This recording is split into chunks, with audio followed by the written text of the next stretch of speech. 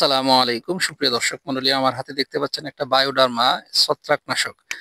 এটা ইস্পাহানি কোম্পানির। মূলত এই ইস্পাহানি কোম্পানির ছত্রাকনাশকটা আমরা ব্যবহার করতেছিল গ্রাফটিং টমেটো চাষের আর কি।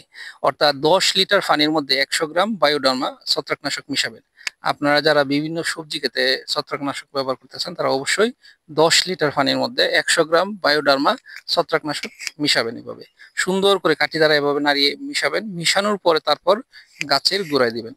আর এটা দিলে দেওয়ার কারণে উপকার হচ্ছে যে এই যে গাছের গোড়ায় যে আপনার বিভিন্ন ছত্রাকের আক্রমণ থাকে, এই ছত্রাকের আক্রমণ অর্থাৎ পচন, যে কোনো প্রকার পচনশীল থেকে গাছকে সুরক্ষা রাখে।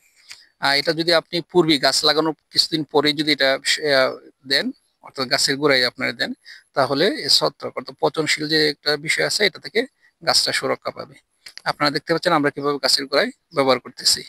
আশা করি আপনারা এই জিনিসটা আপনাদের শাকসবজির বাগানে এটা ব্যবহার করবেন। আশা করি আপনাদের এই ভিডিওটি কাজে লাগবে। অবশ্যই আমাদের এই চ্যানেলটি সাবস্ক্রাইব করবেন। এই কথা বলে আমার আজকের মধ্যে এই পর্যন্তই। আসসালামু আলাইকুম ওয়া রাহমাতুল্লাহ।